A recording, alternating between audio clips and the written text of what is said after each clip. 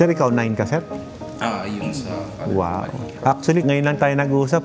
May ginagawa kasi ako doon kanina. Tsaka may nag-assist naman sa'yo, sir. Diba? Tapos tinanong mo ng mga matutbigat na tanong, sir. Sir Eddie Padilla po, tito niyo. Nag-inquire na din po kasi before. Ngayon, sir, bumili ka na? Or inquiry pa lang din? Almost there na. Almost Kailangan there lang na. ayusin yung i-renovate yung place, yung bahay na. Before you renovate, much better na makita namin yung area. Total, tama-tama, malapit ka lang. Daneta.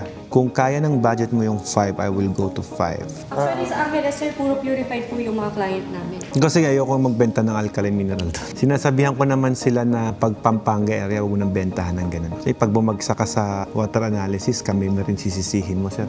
Ito sir, 3,000 Gallons. Yes, correct. Pero sir, ano yan? Naka-round up kasi yan. Yung 3,000 na yan, ang kaya niyang capacity 2.7. Hindi actually kami. Yung manufacturer nung system ang nagsasabi na 3,000 gallons. In actual po, sa totoo lang, syempre yung 2.7 na napapalabas namin, sa malinis na tubig pa yun. Pero ang tubig kapag ka madumi, bumabawas pa yan.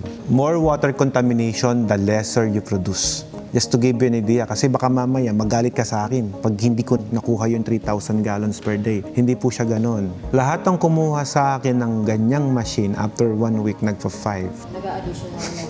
1 week pa lang, 5 na agad yun. Kasi in just 2 to 3 days, ubos na lahat. Kinukumog na siya ng customer.